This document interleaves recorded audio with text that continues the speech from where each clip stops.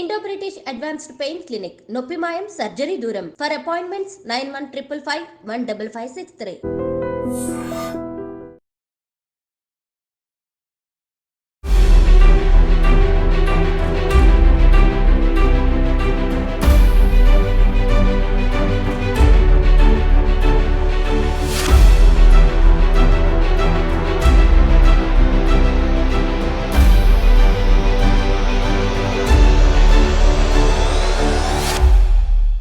అక్కడున్న వ్యర్థ రసాయన జాలాలు కంపెనీల నుంచి ఏవే వస్తున్నాయి, మరి ఇక్కడికి వెళ్ళి బల్క్ డ్రగ్గులు ప్రపంచంలో వ్యతిరేకించిన ప్రపంచంలో నిషేధించిన పరిశ్రమల బల్క్ డ్రగ్స్ కంపెనీలను హైదరాబాద్లో పెట్టించిండ్రు, పట్టణ చెరువులో పెట్టించిండ్రు. ఆ నీళ్ళు వచ్చి మూసీలో కలుస్తున్నాయి. అవి అంటే ఇవన్నీ దృష్టిలో పెట్టుకొని దీన్ని పెద్ద ఎత్తున చేద్దాము అని ప్రభుత్వం డిసైడ్ అయింది, అంతేనా? అదే మేడం, మేము చాలా పూర్తిగా సంతోషంగా ఉన్నాము. మూసీ పరివాహక ప్రాంత ప్రజలు 2,50,000 ఎకరాలు సాగు చేసుకుంటున్నారు. వ్యవసాయము 10 లక్ష రూపాయల బర్రె తీసుకొని వచ్చింది. 6 నెలల్లో 10 లీటర్లు ఇచ్చేది 2 లీటర్లు ఇవ్వదు మేడం. మళ్ళీ అది కట్టుకోళ్ళకు దాన్ని కోసి అమ్ముకోవాలి. వాళ్ళకి ఇస్తున్నారు. అది అంటే వాళ్ళ ఆలోచన ఏదో వ్యవసాయం చేస్తున్నామా అంటే చేస్తున్నారు. ఇక్కడ రైతులు మూసీ పరివాహక ప్రాంతం కళ్ళు విషయమే. ఇప్పుడు ఈ నీళ్ళన్నీ అన్న ఇప్పుడు ఈ డైవర్షన్ అవుతున్నాయి కదా, ఈ వాటర్ అన్ని కూడా ఎటుపోతున్నాయి? ఇవి ఇప్పుడు పంటలు పండించినవి, ఈ పంటనే మన సిటీ లోపల ఆకుకూరలుగా వస్తున్నాయి అని పదే పదే చెప్తున్నారు. నిజమా? అవ్వేనా మనం తింటుంది? 100% నిజం మేడం. ఇవి ఇక్కడ ఈ నీళ్ళతోటి ఏంటిదని అంటే మనము మందులు వేయకుండా పంటలు పండించే నీళ్ళు. అంటే ఆల్రెడీ కెమికల్స్ ఉన్నాయి కాబట్టి దీంట్లో మనం ఫర్టిలైజర్స్ వేయవలసిన అవసరం లేదు. ఇక దాన్ని అట్లా తీసుకో అన్న అంటే ఇప్పుడు రైతాంగం కూడా అదే విధంగా తీసుకున్నది. మీరు ఈ పిర్జాదు కూడా నుంచి తీసుకోండి. ఇప్పుడు వరిసేన్లు ఉండే మేడం, ఇవన్నీ కూడా వరిసేన్లు పోయి ఈరోజు కొర్రెంల వరకు గడ్డి చేన్లు అయినాయి. హైదరాబాద్ నుంచి గడ్డి తీసుకొని పోయి పాలు అమ్ముకుంటున్నారు. అక్కడ బలరకేసుకుంటారు. ఆడ బాబోయ్, అక్కడ కూడా పాలు కూడా అంతే. పాలు విషయమే మేడం. ఇంతకు మొదలు ఇప్పుడు మేము ఉద్యమ స్ఫూర్తితోటి ప్రతి ఒక్క గ్రామంలో కూడా పేపర్ స్టేట్మెంట్స్, ప్రొఫెసర్స్ వీళ్ళందరూ మీటింగ్ పెట్టడం వల్ల ఈరోజు వాడపల్లి వరకు కూడా ఇవే నీళ్ళు తాగినప్పుడు ఇక్కడ బోల్రల్ల నీళ్ళు తాగినప్పుడు గర్భస్రావాలు, చర్మ వ్యాధులు, పిల్లలకు కనుచూపు తగ్గడము ఇవన్నీ కూడా జరిగినాయి మేడం. మా ఉద్యమ ఫలితంగా వాస్తవానికి మాకు కృష్ణా వాటర్ అందించిండ్రు ఆ రోజులలోనే. 2002లో 2003లో మాకు ఆ రోజు దేవేందర్ గౌడ్ గారు ఉన్నప్పుడు మాకు ఆదిలాబాద్ వరకు మంచినీళ్ళు అందించాలని చెప్పేసి మా ఉద్యమ స్ఫూర్తితోటి తాగునీరు కష్టం ఉన్నదని చెప్పేసి హైకోర్టులు వీళ్ళందరూ కూడా హెచ్చరించడంతో అప్పటి ప్రభుత్వాలు మాకు కృష్ణా వాటర్ పైప్ లైన్ అనేది ఆదిలాబాద్ వరకు వేసిండ్రు. అప్పుడు అంటే ఈ నీళ్లు తాగితే గర్భస్రావాలు అవుతున్నాయి అనడంతో వాళ్ళు ఏం చేసారు, ఈ ఫిల్టర్ ప్లాంట్ల నీళ్లు కృష్ణా వాటర్ను మేము తాగినాం మేడం. అది ఇప్పుడు గవర్నమెంట్ 1,50,000 కోట్లతోని టేకప్ చేసింది అన్న. మీరు మూసీ మీద పూర్తిగా ఉద్యమం చేశారు కాబట్టి 1 నుంచి 100 వరకు మూసీ అంటే ఏందో మీకు తెలుసు కాబట్టి ఇప్పుడు గవర్నమెంట్ ఈ మిస్టేక్స్ చెయ్యొద్దు అంటే ఏ మిస్టేక్స్ చెయ్యొద్దు? అయితే ఇంకొకటి మేడం, ఆ బడ్జెట్లోకి వెళ్తే ఆ టెక్నాలజీ ఏమేమి ఉన్నది అని టెక్నాలజీ మీద దాన్ని ఆర్థికంగా ఎంత అవుతుంది ఏం కథ అనేది అంచనాలు అనేది అదొక కారణం మేడం. అది ఏది టెక్నాలజీని బట్టి సివరేజ్ ట్రీట్మెంట్ ప్లాంట్లు అన్నప్పుడు ఒకటి ఉంటుంది, ఎఫ్లెంట్ ట్రీట్మెంట్ ప్లాంట్లు అనేది ఒకటి ఉంటుంది. దాంట్లో మళ్ళీ దీంట్లో సపరేట్ చేసేసి గోదావరి నీళ్ళని తీసుకొని వస్తారని అనేది ఒకటి ఉంటున్నది. అంటే ఈ నీళ్లను ఒక పాయన పక్కకు పెట్టేసేసి ఆ నీళ్లను ఇప్పుడు ఎందుకంటే ఈ నీళ్ళన్నీ కూడా చెరువుల కుంటలు నిండుతున్నాయి మేడం. వాడపల్లి వరకు చెరువు కుంటలు నిండుతున్నాయి, కొన్ని 100 చెరువులు నిండుతున్నాయి. ఇదంతా మత్స్య సంపద మీద ఎఫెక్ట్ బాగా పడుతున్నది. ఇక్కడ మొత్తం కుల వృత్తులు అన్ని నాశనం అయిపోయినాయి. ఇప్పుడు తాడు చెట్లు ఉన్నాయి, దాంట్లో విషయమే. ఇక ఏది మూసీకి ఆనుకొని ఉన్నది ఏదైనా సరే మొత్తం ఆకుకూరలు విషయమే, మనం వరి వేసినా విషయమే, గిండ్రి గ్లాస్ గడ్డి వేసినా కానీ అవి తాగినాయి కూడా ఆ పాలు విషయమే. అంటే ఏది సరిగ్గా తింటున్నాం మనము? ఈ పొల్యూషన్లో బతుకుతున్నాము. ఇదంతా పొల్యూషన్లోనే మనం రోడ్ల మీదనే పొల్యూషన్ తోటి బతుకుతున్నాం. ఈరోజు ఇవన్నీ కూడా అయిపోయేసరికి ఇంకా మనిషి తొందరగా చచ్చిపోక ఏమవుతుంది, 60 సంవత్సరాలనే చచ్చిపోతాడు మనిషి. ఇప్పుడు ట్రీట్మెంట్ ప్లాంట్లు ఉన్నాయి. మీరు అడిగారు కదా మేడం, మంచి క్వశ్చన్ అది. దీంట్లో మేడం కత్వాలు మరమ్మతులు చేయాలి. ఇది ట్రీట్మెంట్ ప్లాంట్లది శాస్త్రీయ పద్ధతి అని అనేది ఒకటి మేడం. రెండవది ఏంటిది అని అంటే కత్వాలు మరమ్మతులు చేయాలి. ఇవన్నీ కూడా ఇక్కడ అక్కడ కూడా ఏదైతే ఉన్నదో మూసికి ఇరువైపుల కూడా ఆ తుమ్మ చెట్లు కనిపిస్తున్నాయి కదా మేడం, మొత్తం సగం పడ ఈరోజు చెట్లతోటే నిండిపోయినది మూసీ నది. మరి ఆ మూసీ నది ఎంతవరకు ఉన్నది ఏం కథ, మరి ఆ చెట్లన్నీ తీసిస్తేనే కదా మేడం. దీంట్లో పూటిగా తీసేయాలి. కాలకూట విషం ఉన్నది దీంట్లో. ఏది దీంట్లో ఇన్ని సంవత్సరాల నుంచి వచ్చే వ్యర్థ రసాయన జలాలు దీంట్లో కాలకూట విషం ఉన్నది. హుస్సేన్ సాగరే కానీ టెక్నాలజీ ఉన్నది. నీళ్లు ఉండంగా కూడా మట్టిని తీసేదనే టెక్నాలజీ ఉన్నది. ఆ టెక్నాలజీ తోటి ప్రతి చెరువులను ఇప్పుడు ఏవైతే ఇప్పుడు ఇది ఆదిలాబాద్ చెరువుకు వస్తున్నాయి మేడం ఇవి నీళ్లు, ఇవి మేము వాడుకుంటాం. ఈ నీళ్ళని ఈ పాయ మాకే ఇది, ఇవన్నీ చెరువులను నింపుకుంటా వచ్చేస్తుంది. ఇవన్నీ గిడ మాకు వస్తాయి ఆదిలాబాద్ దాకా. ఇప్పుడు చూపిస్తాను. మరి ఆ చెరువులను కూడా పూటిక తీయాలి కదా. ఒక దిక్కు ఎండబెట్టేసేసుకుంటూ ఒక దిక్కు పూటికలు తీయవలసి వస్తుంది, ఈ చెట్లు తీయవలసి వస్తుంది. ఇవన్నీ మళ్ళా ఈ గుర్రెప్ టెక్కాకు అంటారు. ఇది ఈ గుర్రెప్ టెక్కాకు తీయాలి. మొత్తం నిండిపోయింది మూసి, మొత్తం నిండిపోయింది. ఇప్పుడు ఈడికెళ్ళి మరి వాడేపల్లి వరకు చేయాలి. ఇప్పుడు ఎగ్జాంపుల్ ఇప్పుడు అనంతారం ఉన్నది పిలాయిపల్లి దగ్గర కత్వ, అక్కడ కొన్ని కంపెనీలు వెలిచినాయి. అక్కడ బ్రాహ్మణుల పెళ్లి నుంచి అక్కడ కొన్ని కంపెనీలు ఉన్నాయి. మరి ఈ కంపెనీలన్నీ కూడా అక్కడ ట్రీట్మెంట్ ప్లాంట్లు పెట్టాలి కదా. ఎఫ్లెంట్ ట్రీట్మెంట్ ప్లాంట్లు మీరు పెట్టాలన్నా పెట్టొద్దా? వ్యర్థ రసాయన జలాలను శుద్ధి చేసేటి పెట్టాలి. మురుగునీరు కూడా మూసిలో కలుస్తున్నాయి, అవి శుద్ధి చేసే యంత్రాలు వాడేపల్లి దాకా పెట్టాలి. మరి ఎంత ఖర్చు కాదా? అంటే మీరు ఎవ్వేవుకో పెట్టి జీవించే హక్కు గురించి కొట్లాడుతున్నప్పుడు గత ప్రభుత్వాలు పట్టించుకోలేదు. ఒక దిక్కు అడుగుతుంటే ఒక దిక్కు వెళ్ళిపోయినాయి మేడం గత ప్రభుత్వాలు. నేను ఒక సర్పంచ్గా ఉన్నప్పుడు అడిగిన, మూసి పరిరక్షణ సమితి కన్వీనర్గా అడిగిన, జనాలు మంది మార్బలం తీసుకుపోయి అడిగిన, పట్టించుకోలేదు. ఎవరిని పట్టించుకున్నారు, ఎవరిని చేసిండ్రు? ఈరోజు ఖర్చు గురించి అని అంటున్నారు. మీ ఇళ్ళలో సొమ్ము పెడుతున్నారా? ఏమన్నా ప్రజాధనమే కదా పెట్టేది. ప్రజాధనం గురించి ఒక మూసీ నది జీవనది, దాన్ని కాలుష్య కాసారంగా చేసిండ్రు కాబట్టి దానికి పెట్టే బాధ్యత 1,00,000 కోట్లు కాదు 2,00,000 కోట్లు అయినా కానీ వాడపల్లి వరకు మళ్ళీ కృష్ణాలో కలుస్తున్నది నీళ్ళు. కృష్ణా పొల్యూషన్ అయింది ఇప్పుడు. ఓకే, ఇప్పుడు ఈ మూసి ప్రక్షాళన చేయడం వల్ల సార్ ఎంత మేర హైదరాబాద్ బాగుపడుతుంది అనుకుంటారంటే? ఇప్పటి వరకు కంపు, మూసి కంపు మన సిటీ మధ్యలోకి వెళ్ళిపోతుంది, ఇవన్నీ మాట్లాడినాం సార్. దీనివల్ల ఒకవేళ పూర్తిగా ప్రక్షాళన చేసిన తర్వాత ఎంతవరకు హైదరాబాద్ బాగుపడుతుంది? ఇంకొకటే మేడం, ఈరోజు మనకు తెలుసు నల్గొండ నుంచో విజయవాడ నుంచో ఎక్కడి నుంచో వచ్చేసేసినా కానీ రాత్రి బస్సు ఎక్కిన మొన్నంటే పొద్దుగాలు ఇక్కడ వచ్చేసేస్తూ నిద్ర మబ్బులు ఉన్నప్పుడు మూసి మన ముక్కే లేపుతుంది. మూసి నది కాడికి రాగానే వాసన రాగానే అమ్మ హైదరాబాద్ వచ్చింది లేవునరా అని అంటారు. ఆ పరిస్థితి ఉన్నది. మరి ఎవరు ఆరోగ్యం ఖరాబ్ అవుతున్నది? హైదరాబాద్లో జీవించే వాసుల ఆరోగ్యమే ఖరాబ్ అవుతున్నది తప్పించేస్తే ఎవరన్నా వస్తున్నదా? మేము ఎప్పుడో 3 నెలలకో 2 నెలలకో మేము హైదరాబాద్ మూసిపోంటే వస్తాం. మేము ఎక్కువ అక్కడనే కదా మేడము. గాలి అయితే మీకైతే ఖచ్చితంగా వస్తుంది కదా. మీకు బోర్ నీళ్ళు మొత్తం నీళ్ళు సరిపడు వస్తాయా ప్రతి ఇంటికైతే? ఈ మెట్రో వాటర్ వర్క్స్ వాళ్ళు సరిపోనిస్తారా నీళ్ళు? ఇయ్యరు కదా. ఇంటింటికి బోర్ వేసుకోవాలి కదా. ఇంటి బోరు ఎప్పుడన్నా మీరు హైదరాబాద్లో ఉన్నోళ్ళు చూసుకున్నారా? మూసి పరివాహక ప్రాంతం వాసులు ఎప్పుడన్నా చూసుకున్నారా మీరు హైదరాబాద్లో ఉన్నోళ్ళు?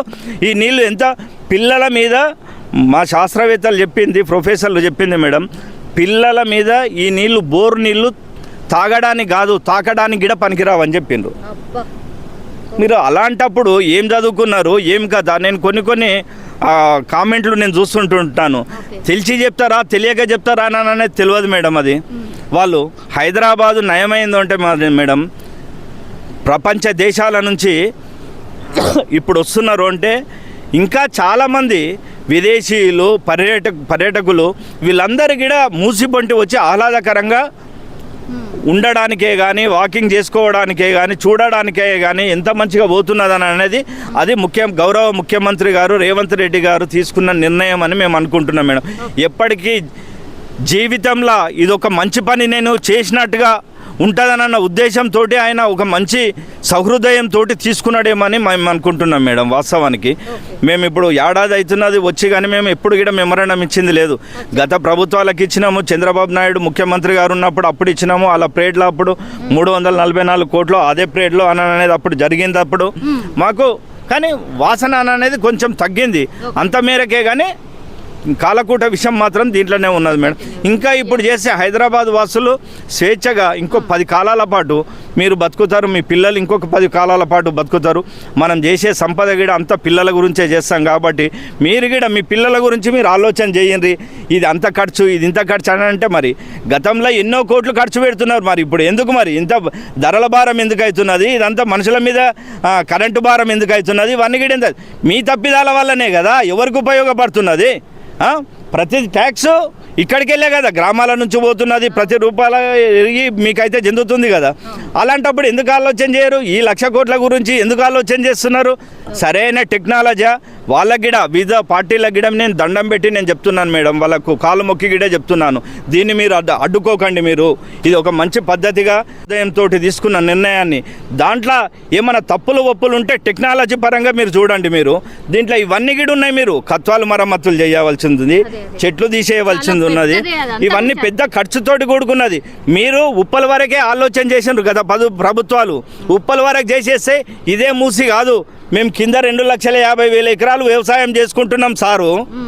మీరు గదెందుకు ఆలోచన చేస్తున్నారు? ఉప్పల వరకే సిటీ చేస్తే అయిపోతానని అనుకుంటే కాదు. ఇప్పుడు కొంతమంది నాయకులు విమర్శిస్తున్నప్పుడు మీకు దండం పెట్టి చెప్తున్నాం, మీరు మాకేదో శత్రువులని కాదు, మీరు కరెక్ట్గా రాజకీయ నాయకులు అనేది అన్ని పార్టీల వాళ్ళు అనేది మీరు ఇక్కడ మేము ఉండి చూస్తామని అంటున్నారు. మీరు ఉండి చూడడం కాదు, మేము ఉండి చూస్తున్నాము. చిన్ననాటి నుంచి మేము చూసుకుంటూ వచ్చినాం ఈ నీళ్లను. ఈరోజు 57 ఏళ్ళ వయసు గిడ నేను ఇప్పుడు వచ్చి చూస్తున్నా. నేను దాన్ని మీరు అర్థం చేసుకోండి, మా ఆవేదనను. ఆవేశం అని మీరు అనుకోకుండా ప్రతిపక్షాలైనా కానీ ఎవరైనా కానీ ఇది మా ఆవేదన. ముఖ్యమంత్రి గారికి మేము వెళ్ళంటే మేము ఉంటాం మేడము, వెంట ఉంటాం మేము. ఈ దానికి మాకు ఖచ్చితంగా కావాలి. రేపు 8వ తారీఖు నాడు గిడ తీసుకొచ్చే పాదయాత్ర గిడ మా టెక్నాలజీ గురించి ఇవన్నీ కూడా ఏమేమి చేయాలని అనేది మూసి పరిరక్షణ సమితి కన్వీనర్గా కనిపిస్తున్నది. మురుగునీరు వస్తున్నది కదా, ఇది ఇళ్ళ నుంచి వచ్చేది మురుగునీరు మేడం. ఇది ఇక్కడ నుంచి ఇప్పుడు ఇక్కడ కనిపించేది మనకు కాలుష్యము వ్యర్థ రసాయన జలాల నుంచి వచ్చేది, కంపెనీల నుంచి వచ్చే వ్యర్థ రసాయన జలాలు. ఈ రెండును సపరేట్ చేయాలి మేడం. వీటిని మూసి మురుగునీరును సపరేటు యంత్రాలు పెట్టవలసి వస్తుంది. కెమికల్ నీళ్ళు ఏవైతే ఉన్నాయో వీటిని యంత్రాలు పెట్టవలసి వస్తుంది. అక్కడ కనిపిస్తున్నాయి కూరగాయల పంటలు, అవే అక్కడ కనిపిస్తున్నాయి కదా మేడం, ఆ కూరగాయల పంటలు.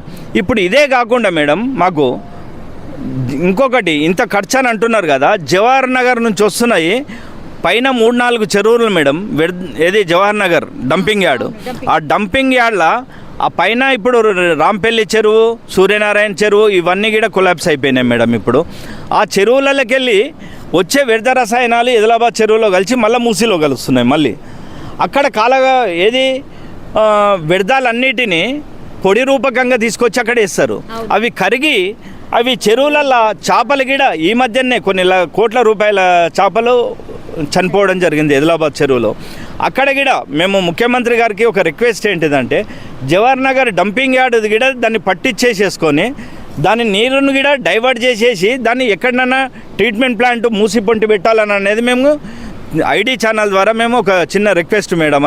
అది చాలా అనార్థాలకు దారితీస్తున్నది మేడం. అక్కడ గిడ చేస్తే మొత్తం అన్ని చేస్తే మేడం చివరిసారిగా మేడం ఒకటే చెప్తున్నాను, మా పిల్లలు గిడ రేవంత్ రెడ్డి గారిని తలుచుకుంటారు మేడం. ప్రతి ఇంట్లో ఫోటో ఉంటుంది. హైదరాబాద్ ఏసీ రూమ్లలో కూర్చొని, ఏసీ కార్లలో కూర్చొని మీరు అక్కడి వరకే మీరు పరిమితం, ఉప్పల వరకే చేసి సుందరీకరణ అయిపోయింది, మూసి సుందరీకరణ అయిపోయిందని మీరు భజన కొట్టుకుంటే కాదు. దీన్ని మూసి పరివాహక ప్రాంతం ఇరువైపులా, అటువైపు ఇటువైపు చూడండి, 50 కిలోమీటర్లు మేడం. చౌటుప్పల్ మండలం వరకు ఈ మూసీ నీళ్ళు వారుతాయి. మూసీ నది ఎక్కడ ఉన్నది?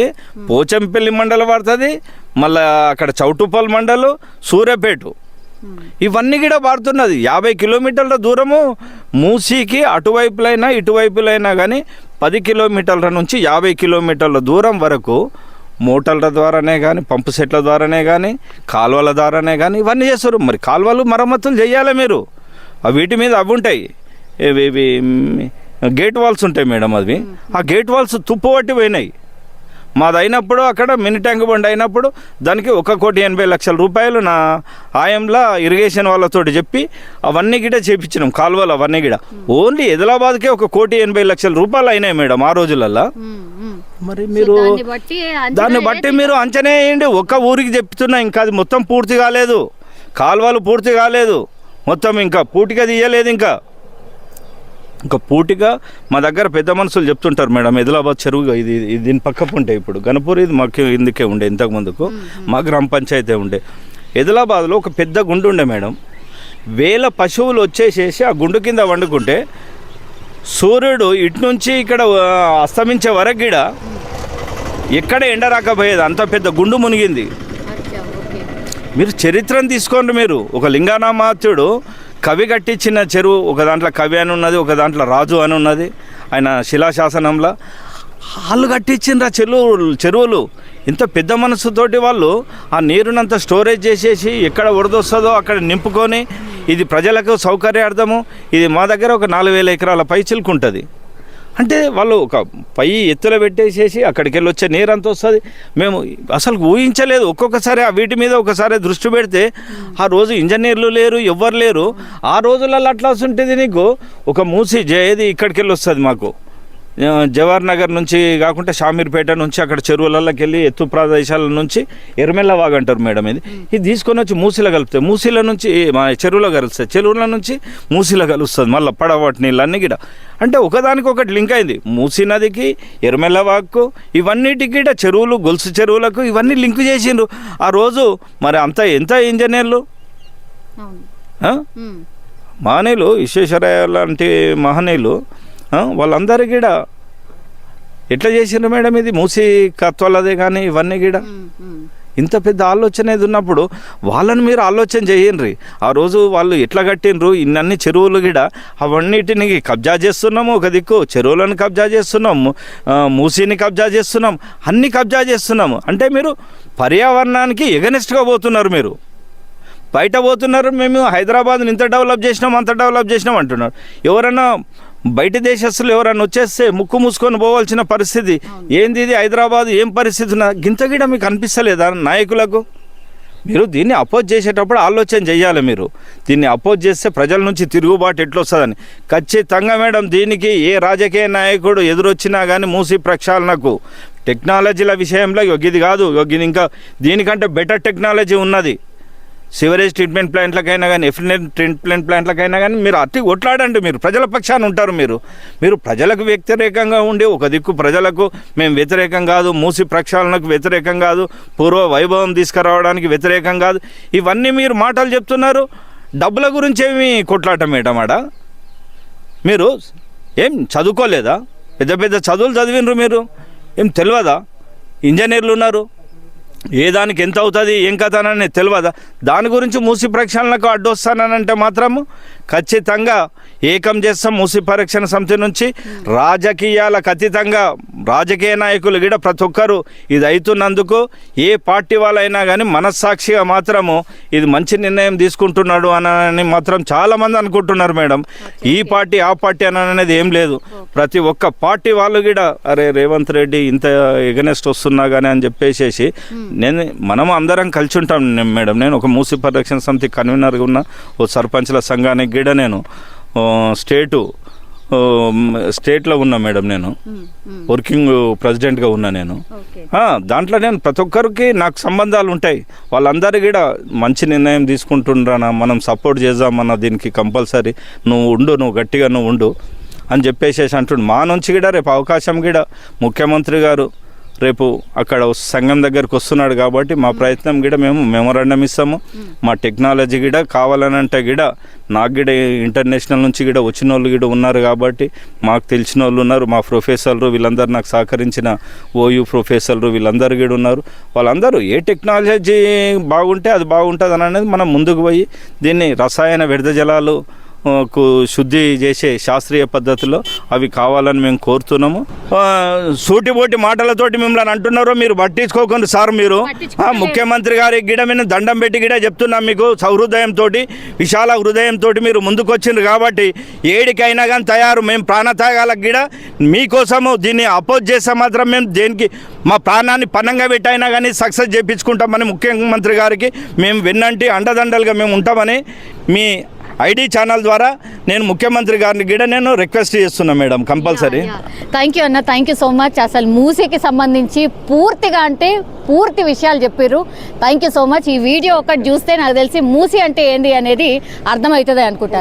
వెనకాల ఒక్కసారి చూడండి, ఒక్కసారి అదంతా కూడా ఆ సీవరేజ్ టోటల్లీ డ్రైనేజ్ వాటర్ మనం చూడొచ్చు. ఇప్పుడు మూసీలో కలుస్తోంది.